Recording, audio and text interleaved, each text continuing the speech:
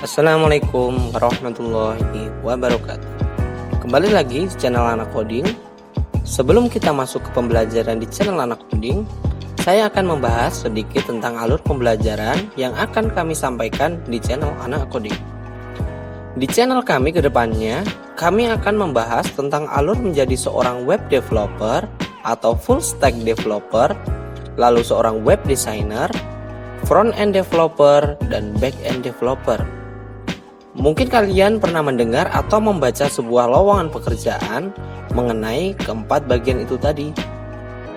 Dan mungkin kalian bertanya-tanya, apakah itu dan apa yang mereka kerjakan? Baik, perlahan-lahan saya akan menjelaskan semua itu. Jika kalian melihat sebuah website dengan tampilan yang menarik disertai animasi-animasi yang unik, seperti itu dibuat tidak hanya oleh seorang web developer saja, melainkan satu tim dengan spesialisasi masing-masing.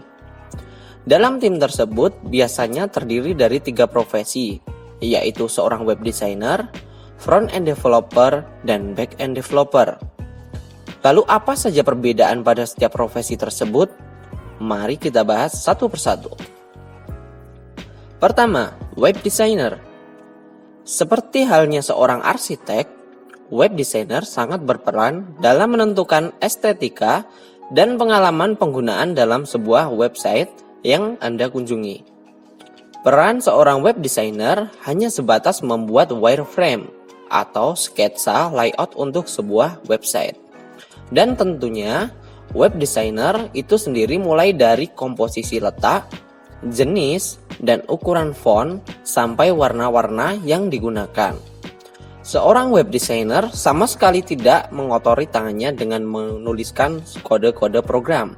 Walaupun begitu, biasanya seorang web designer memahami bagaimana HTML, CSS, dan JavaScript bekerja sehingga tidak ngawur dalam mendesain sebuah website.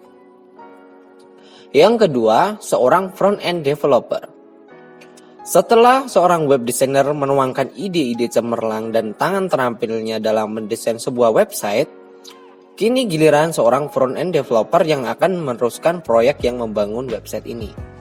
Jadi, web designer tadi kita ibaratkan sebagai arsitek, sedangkan si front-end developer ini adalah engineer-nya.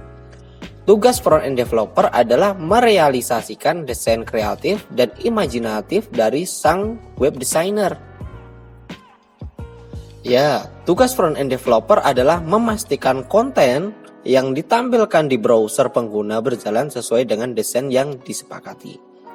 Mulai dari header yang menggeser ke samping atau yang disebut slide bar, lalu icon menu yang berubah saat di-scroll, serta animasi-animasi unik lainnya.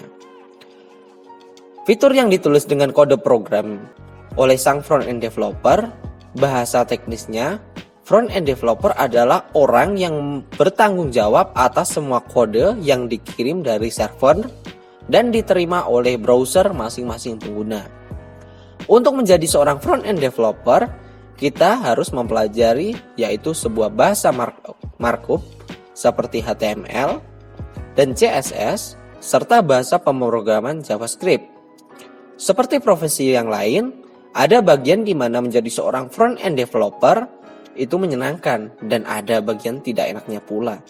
Bagian menyenangkan adalah semua output dari kode yang kita tulis dapat dilihat dengan mata sehingga memudahkan kita untuk mencari bagian mana dari kode yang kita tulis yang tidak berjalan.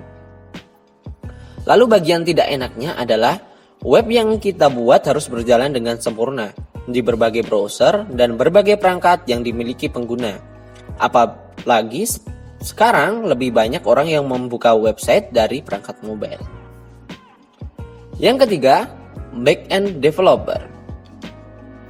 Jika tampilan website sudah dibuat dan berjalan dengan semestinya di browser masing-masing pengguna, saat back-end developer mengambil alih tanggung jawabnya, kode HTML, CSS, dan JavaScript tadi untuk setiap jenis atau bagian halaman dipecah lagi agar dapat dijadikan semacam template.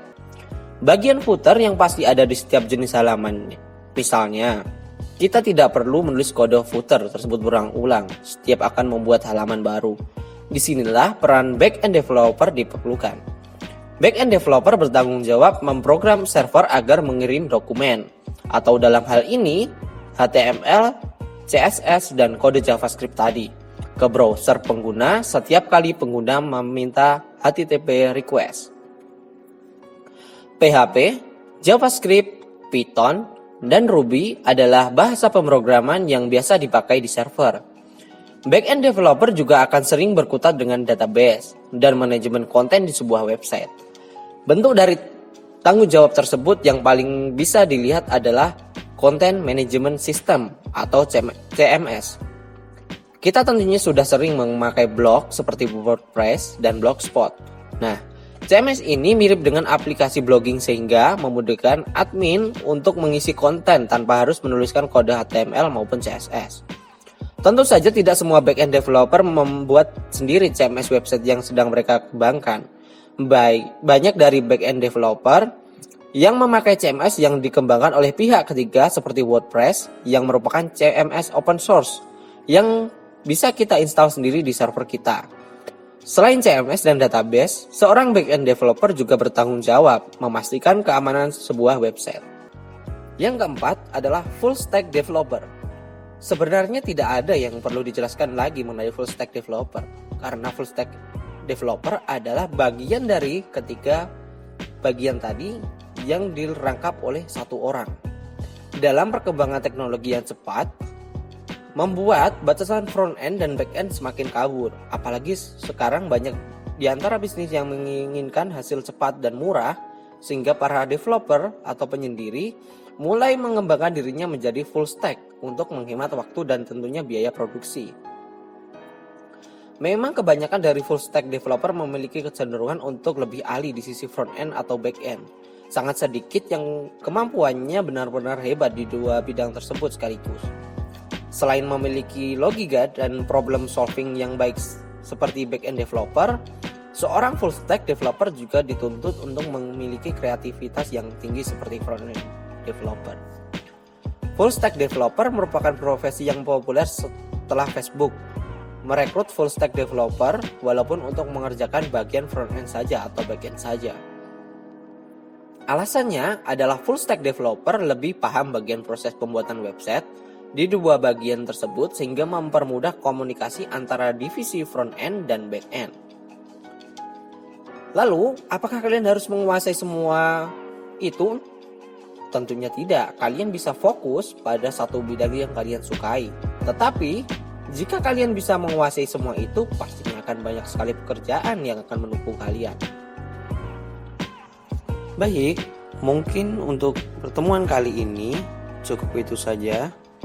Untuk selanjutnya, kita akan belajar menjadi seorang web designer, di mana saya akan menjelaskan alur menjadi seorang web designer, dan saya akan mengajarkan tentang dasar-dasar dari HTML, CSS, dan JavaScript, karena itu semua adalah dasar-dasar untuk menjadi seorang web designer.